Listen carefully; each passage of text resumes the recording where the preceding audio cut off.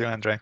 So, good morning, everyone. As Andre said, I'm Tom Coles. It's pronounced Coles, unfortunately, not Cools. Even my wife doesn't think I'm such a cool guy, so kind of disappointing, I know. But I'm Tom. I work for a company called InfoSupport, and we're a consultancy company in both Belgium and the Netherlands. And I personally work in the Netherlands. No, I work in Belgium. I'm almost betraying my own country. I've been working there for 8 years. I'm also a coach on codingcoach.io, which is a great coaching platform if you're looking for someone to help you level up your skills. And I've recently also co-founded the Antwerp Java user group. We have an event coming Monday, so if you just Google Antwerp Java user group, then you can find it on meetup.com normally. It's a hybrid event, so we will have both people at the location, and it will all be also be streamed online. So feel very welcome to join. So what I want to talk to you about today is a beautiful day. I don't know what the weather is like in Bucharest or wherever you're tuning in from in the world today, but I hope it looks a bit like this. It's a beautiful day. You wake up kind of relaxed. Um, Everything's just looking beautifully, like it's going to be a really nice day. But then, unfortunately, you realize that you're on call today. And what does on call mean? Well, you entered. Your manager immediately calls you. What the hell is going on? Monitoring is all red. Service calls arrive at the help desk at a rapid pace, and yeah, a bug caused some data corruption. So you already know that you're kind of screwed for the rest of the day. Broken systems are pretty bad. I don't know about you, but I feel a pretty nearly emotional attachment when something breaks, because I feel it personally and I do want to avoid these kind of things. We don't always take the time to realize what the damage might be of a system that's broken for even a short while. I think we all noticed that recently when Facebook went down and WhatsApp went down for a couple of hours. A lot of the world revolves around software these days. So broken systems are really bad. And the way we normally avoid breaking our systems is by adding tests, because tests really are the safeguard that we try to add to our code to give us more certainty that our code will work in production. I highlighted the word more because there's never an infinite amount of certainty that things will work out. We can only be more sure that our code will actually work. So that leads us to something very important, namely, if we write tests, they need to actually give us certainty and not fake certainty. It needs to actually test the things that will be used in production in a certain way, because else, yeah, we have a lot of tests. We may have a lot of test coverage, but if they don't test the things that are actually important for our system, we kind of fail. So there's actually two things that I've seen happening that actually prompted me to do this talk. And it's two like evil things that have to do with code coverage. So the first thing I have been seeing a lot more and more are just code coverage gathering tests. So that's the unit tests. You don't even have to write the certs. You put try catches in them. As long as the test succeeds, everything is green. You have your code coverage. All right, let's go. Because often code coverage gets misconstrued into a metric for high software quality. In a sense, it is, but code coverage by itself is not enough. And the second one is mocking away all the things. Whenever you have a difficult integration, you could say, I'll just mock it away. It's way easier than trying to find an alternative for it. The problem is that when you mock away all the things, you're actually missing quite important parts of your system. And it actually brings us back to our testing pyramid. So some say the testing pyramid isn't valid anymore. I can kind of see where they're coming from, but I think this pyramid has misconstrued a bit what it means to write good tests. Because as you can see, the two arrows on the side, on the left side, you have more or less integration, or more integration and more isolation. And we've always said that unit tests should test like really small pieces and we should try to isolate them. Because, and that's the other side of the drawing, they're faster and we want fast feedback on our tests. But I think that at least what I've been seeing in my life as a consultant is that this balance between those two almost always defaults to a unit test, because we would more prefer, or there's a higher preference level for writing more isolated tests because they're faster, but it's not that often challenged anymore. And that's something I want to do in this presentation, is show a few ways how we can move up a bit in this testing pyramid, maybe write more tests that are a bit more integration style without it actually being more difficult to maintain. So I have two major parts. First, look at a database aspect of an integration. How are we going to improve the database tests? And then how are we going to improve API to API tests? Well, the reason why these integrations shouldn't be mocked away is we live in a world where microservices, or very often things are more integrated than before. Well, if you make a monolith, yeah, you have separate modules, you can call it in memory, it's fine. But with more microservice style, you inevitably end up with more connections, more HTTP and such that has to happen. And if you just mock away everything, then you have the chance that you've moved all your, let's say, all your issues, all your discrepancies into the network layer instead of inside the code. So we're going to look at how can we improve some database tests. Before we do that, I quickly want to give you a nice diagram of the service that I've built to illustrate this.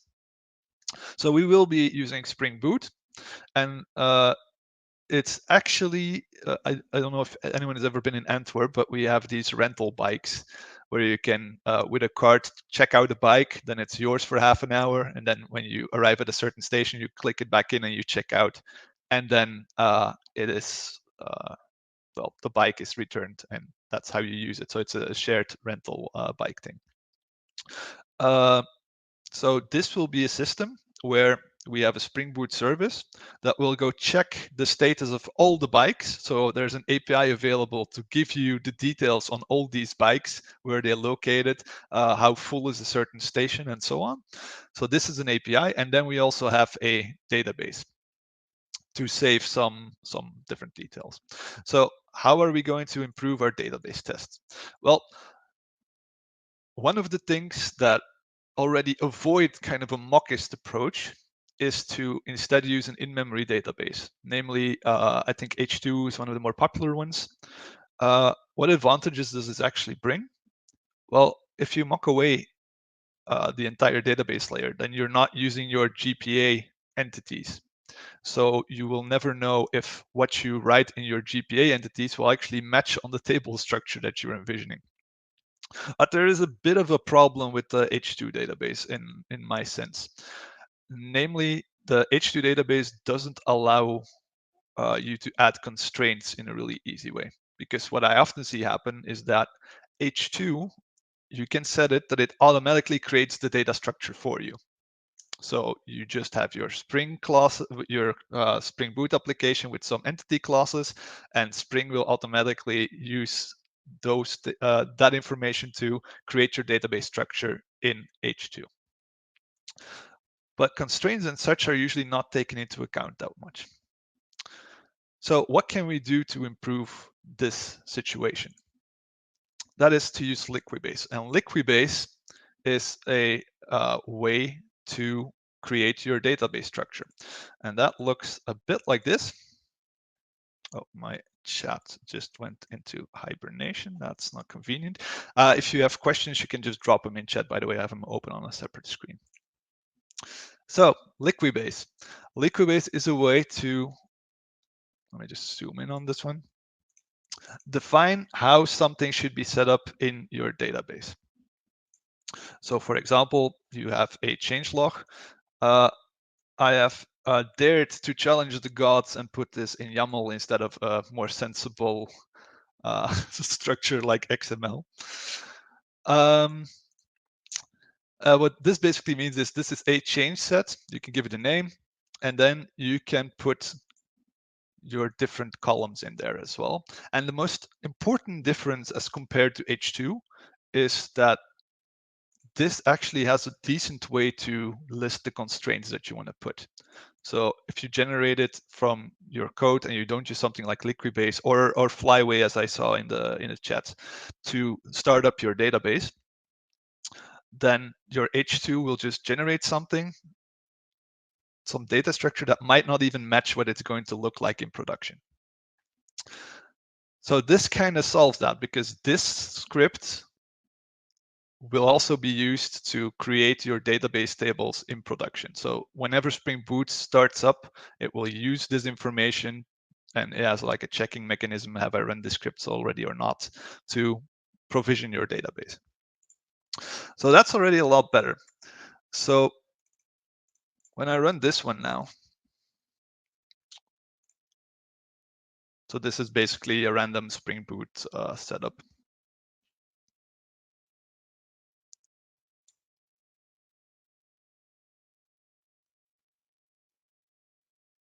You can actually see it here. Oh, test is green, so that's good.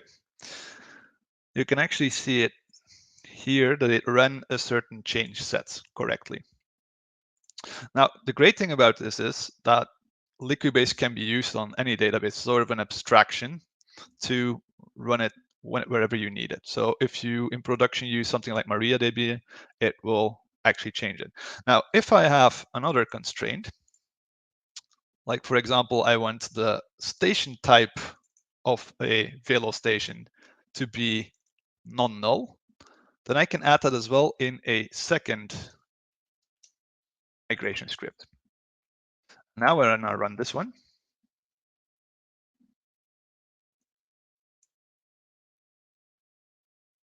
you can actually see that it's run two scripts. Oh, and it fails now because constraint violation is not allowed to be null. So by listing it like this, like using Liquibase, it's easier to add constraints. It's a lot easier than trying to hack it in so it works with H2. And these constraints are important because these constraints are actually business logic. Is this allowed to be null, yes or no? And by hooking it up in the tests, whenever I add a new script, it can be a year from now.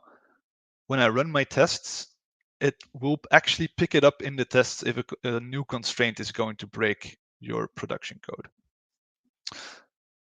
Now, when I gave this talk the last time, I had someone ask me like, oh, Tom, can you write a test that actually only executes the first one, then adds like the database dump, and then adds the second script, like as a sort of migration test? And that's actually possible. You can write a upgrade test, and that looks a bit like this. So in Liquibase has the concept of a context, and the context is an extra label you can add to your migration scripts, and that allows you to run a certain set of scripts separately. So in this example, I have a change set here that doesn't have any label, but the new one has a context called new. So this actually allows us to run an upgrade test. First, run everything that's not new. So that will run all the previous scripts. Then load the database script. This could be a database dump just to check if your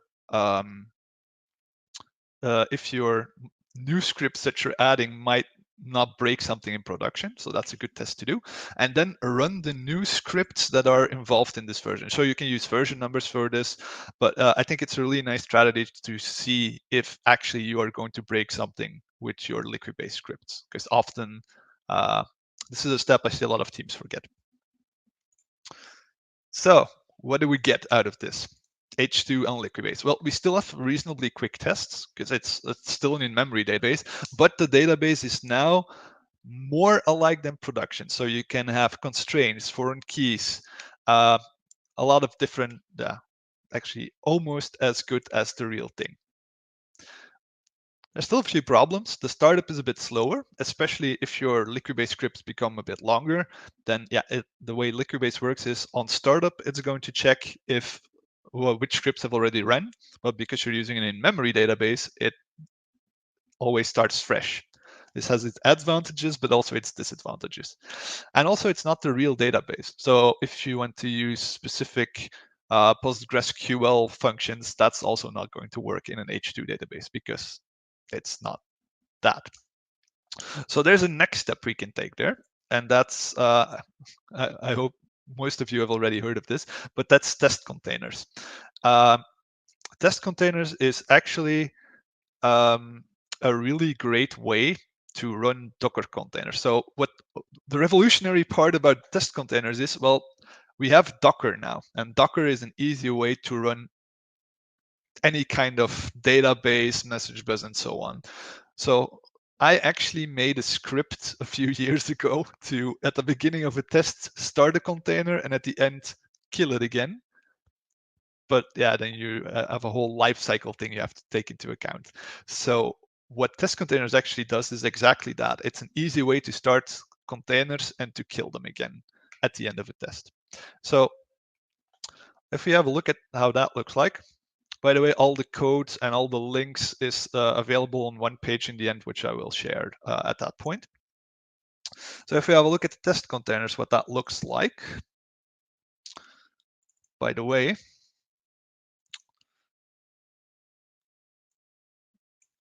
this is what the structure is going to look like in production. So before we had Spring Boot and a database, but now we have Spring Boot. We use Liquibase to create the tables on startup, and we have a Postgres database that is Dockerized. So if you in production want to use Postgres, then it makes a lot of sense to want to use Postgres database in your test as well. So what does that look like? It's a bit much, I know, but I'll guide you through it. So this is just basic setup for adding some stations, as I mentioned before. This is just adding a few Velo stations, and this is getting them. This is the actual test. But here, this is really the important piece. We have a add container annotation. This is JUnit 5, by the way. And this will start a Postgres container in Docker. You can even give it a specific version number if you use a specific version of Postgres, and you can set it up with the information that you want. Like, do you want a different database name? Do you want different username? It's all included in the framework. But there's a bit of a problem because the order in which these things start, you actually need to be able to tell Spring, hey, Spring, I started the containers like just recently, and I need to point you to where the container is. So you need to actually adopt your Spring data source properties after the container has started, because the Docker container might run on any port. So there is this new add dynamic property source, and Spring will actually use this to change or add properties dynamically.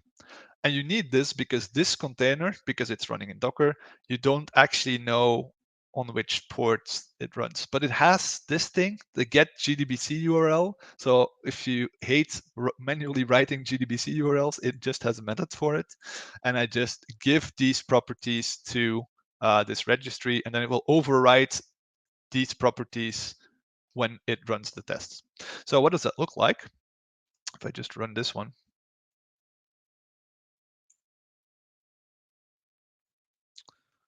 Cool thing is, they actually changed the logging, and I don't know if I'm going to be able to catch it. Here, you can see the little whale. It even logs like what's happening there. Oh, I jumped away. So, so any kind of logging. If you don't have the image locally yet, you have to wait a bit longer the first time because it will download the Postgres image. Okay, that's a bit creepy. But whenever something is logged, for test containers, it will actually look like a cute little Docker whale, which is kind of a nice thing to have. Let me just see, because this went down again.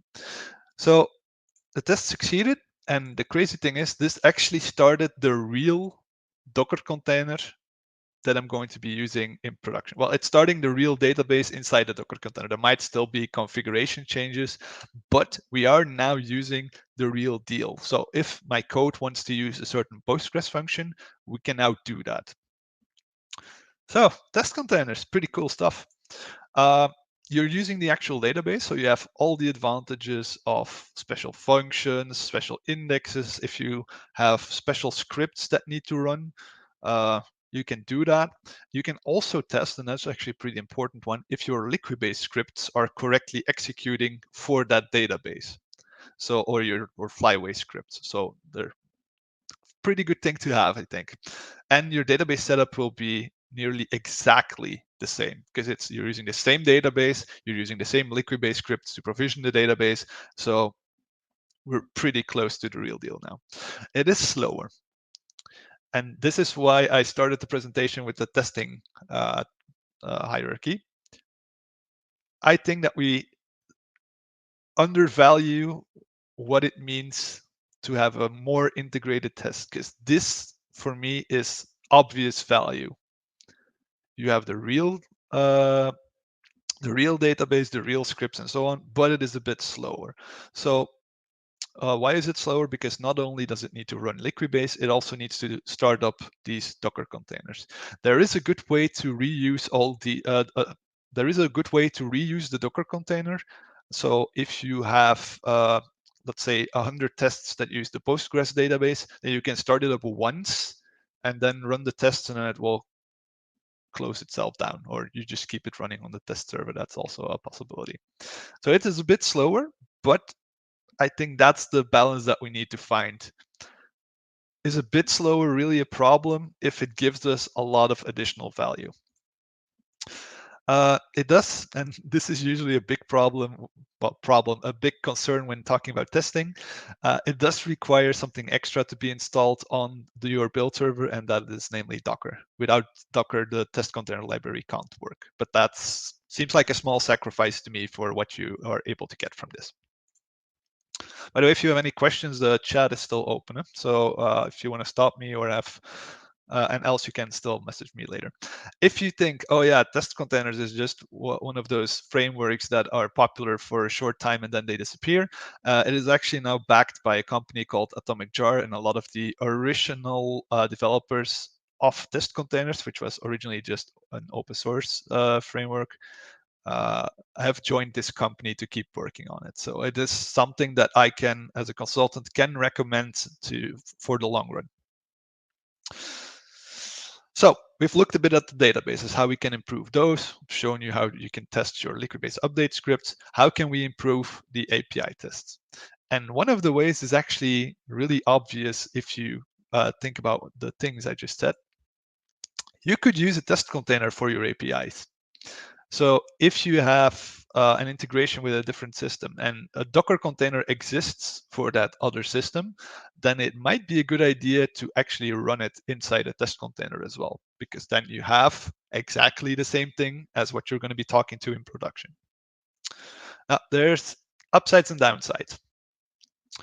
The upside would be that it's very accurate testing. So you know for sure, oh, I have this API in production, I have the same Docker container in my tests. So, okay, it'll be pretty accurate in what I can expect.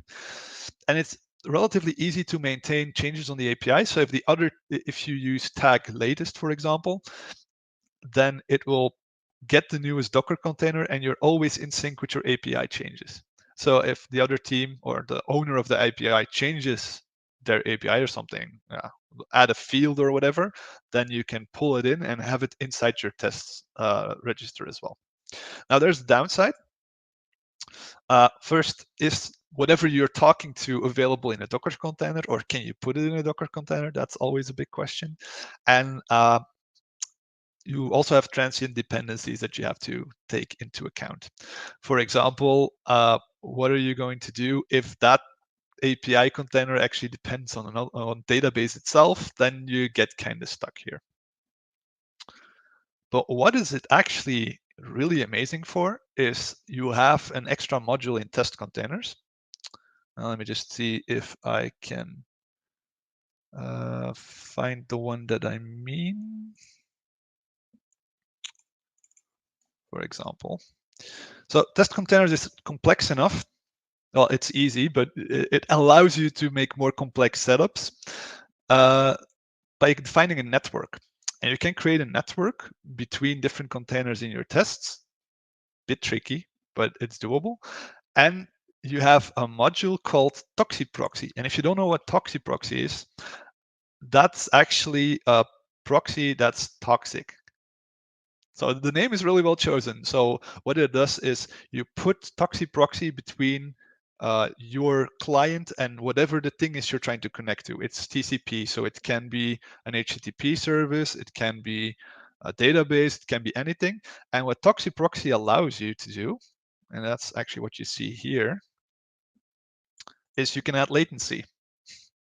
You can even break the connection after a certain amount of data has passed. So if you want to do like test if your application actually works when things start breaking down, then with a setup like this with ToxiProxy, you can actually do it in your JUnit tests. Because a lot of things are difficult to reproduce, like the downstream latency and such. That's really hard to reproduce in any other way. So I can run this one. So this is a repeated test, so it will run it 10 times. And I have set the latency at 20 milliseconds, but I have a jitter. So that means that the latency will actually depend a lot, well, will be reasonably randomized actually. The tests are starting up. And you can see that the responses are always between like at minimum 20 milliseconds and sometimes way more. So that's this jitter function. So this ToxiProxy component is actually pretty cool if you have the need for circuit breakers or something, that you can actually test those circuit breakers if they actually work with these kind of tests. But when you do API tests, I think WireMock is like the standard to use. So WireMock, if you don't know about it, is actually a great tool to mock. And the term is a bit weird given the rest of my talk saying you shouldn't be mocking all the things. It's actually not a mock, it's more of a fake implementation of an API. And what does this one do? Let me just see. So there's different ways to set it up. I've set it up in a certain way, but the general concept applies. You have a class that you can talk to, and you can just say, oh, I want to stop whenever you do a get on the root of the server, then I want to give you back an empty array in JSON. And that can be annoying to maintain. So they also allow you to give back a certain file that's in my resources here. So it has a lot of flexibility. So this will actually start a new web server next to your application on a different port, and you will connect to it directly. And you will be talking JSON. So that's the major difference between just mocking away your REST client. You are sending JSON over the wire and over the network. So if you have any kind of issues with mapping, usually it's the you don't have a default constructor, so this doesn't work. You can actually test that in these kinds of tests. Let me just see anything in the Q&A. No chat. Quiet. Okay. All right. So if you think, yeah, but that's a lot of work, I just want to be able to configure my WireMock really quickly. Well, there's actually a way to record a connection between two applications. So I have an example here in the stub recorder. It's disabled because you do this manually. But what this will actually do is this will record a real response from the real API. Let's see, the chat message.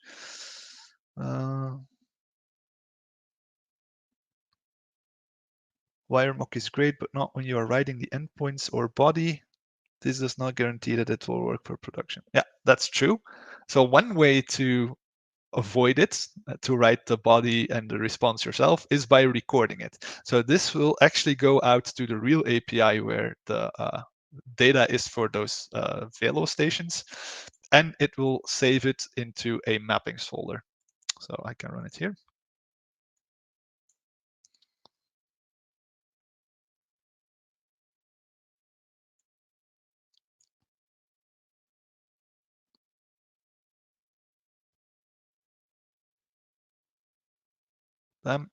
And then it actually adds a file that I can add to Git as well. And this contains all the details that it recorded. So this is a way better way than manually setting up how you want to request and respond to your API. It contains the body, status, and so on. So this is a way to quickly create your WireMock setup as a whole. So that's kind of WireMock. So what do we get out of WireMock? It's pretty easy to configure and set up. You can record it, which, as I said, is a way better way than trying to manually configure it, because that's really configuration hell if you are in a bigger project. And you also have options to test network issues. So you can add delays and faults as well. You don't need Toxi Proxy for this. It has some minor functionality to do that already. But yeah, then we come into an issue. I have a chat. Recording is awesome when you don't have access to the API you're using. For the other stuff, there is contract testing. Wow, what a spoiler. Uh, synchronization between the API and the WireMock setup. So that's a bit of an issue. Because what if the mapping you have doesn't match the real API anymore? That's quite the problem. And it often doesn't include all the request details. If you don't record it yourself, then yeah, you have an issue there, because it might miss a header and the header changes the value of what the API is going to return. So what do we have to solve this? Thanks for the spoiler in chat, by the way. That's contract testing. Now, what is contract testing? It's, if you think about it, the connection between two parties is a contract. You have a consumer and you have a producer of the API. And actually you have agreed in a certain, either implicit or explicitly, you have agreed that if given a certain amount of parameters in the request, that the API will return something in the response. But this can change and it's not made explicit. So what test by contract or consumer-driven contract testing can do for you is make these contracts explicit. And there's different ways to do that. I'm using Spring Cloud Contract, by the way. And that is to define the contract pretty explicitly. It looks a bit overwhelming, but once you dive a bit deeper into it, then this syntax actually makes a lot of sense. So what does this contract actually do? It has a priority and a name, and it says whenever I do a get on slash and then Velo slash a certain number, and let's assume it's 01, then I'm going to give back a header application JSON with these fields and like certain extra regexes that you can add as well. This is Groovy, but you can also define it in Java. I'm not fully convinced which one I find better, but it's sorry, I was looking at the chat. It's actually reasonably readable once you get what's going on. It has like a small, well, I can't really say small. It has like a little jump, a little curve you need to pass. And once you get there, then this becomes semi-readable. So I wouldn't recommend writing these contracts with a non-technical person. That might be a bit too much in this sense. Okay, but what do we actually get out of it? Well, if you compile these things, then it will do two things. First, you can see that I have generated test sources here. It will actually create tests for the producer to verify if the producer, so the one who has created the API, that the tests, so the contract, still matches the implementation. So here you can see that this test was automatically generated based on these contracts. So there you can see, I need to have JSON, and the JSON needs to have a field with a certain amount of slots or a certain amount of bikes, and the value needs to be a certain regex. So this is automatically generated based on the contract, which is pretty awesome, because when you define the contract, you already know what the API should look like. And then as producer, you can generate these tests, run them against your API, and then you actually know which contracts you have broken. Because you can have multiple of these contracts, some more complete, some small, and you know which ones you have broken. So if you have different consumers who each have different contracts, then you actually can see which consumer you are going to break. Now, because you already defined in the contract which request and response you expect, not only can this framework generate your tests for the producer side, it can also create a stop for the consumer side. So, and the reason why I showed WireMock is actually because this creates a nice WireMock style mapping as well. And then there's a way with Spring Cloud Contract Consumer, and then I have to go here, to point to a Maven repository. So this is just a jar file somewhere, which is a bit creepy. And this is a jar file, either in my local repository or this means in my local M2 repository, but it can also be a remote repository for sharing between teams. And this will actually run the stub that's generated because of the contracts, and I can run my tests against it as a consumer. So by writing the contract, you actually get two things at the same time. You get, for the producer side, you get your tests to verify if your API that you're building actually matches the contract that was defined. And on the other side, you have, for the consumer, already a way to start writing code and start testing against that stub. So you're actually decoupling the two workflows quite a bit. The consumer doesn't have to wait until the producer is ready with the API in a test environment. So test by contract or contract testing, there's a few really good things about this. It encourages upfront design because you first have to sit together and agree on the contract, and it encourages collaboration. If you do this together with your consumer, so the people, if you know who is going to consume your API, then you can actually do this in a collaborative way, and it's actually encouraged. It generates both the tests and the stubs. So you define one thing, and it does both those for basically the two parties both benefit. And if you do it really consumer driven, so if each consumer can have a separate contract because a certain consumer only uses one field, then you can actually see which consumer you are going to break if you change something. Because as a producer, you run your consumer tests, your contract tests written by a consumer, and then you can actually see which one you're going to break. It's a bit of a more complex setup, and actually teams kind of need to agree on this. So this is something that you really want to carefully introduce and see that everyone is up for it, or yeah, you have to mandate it.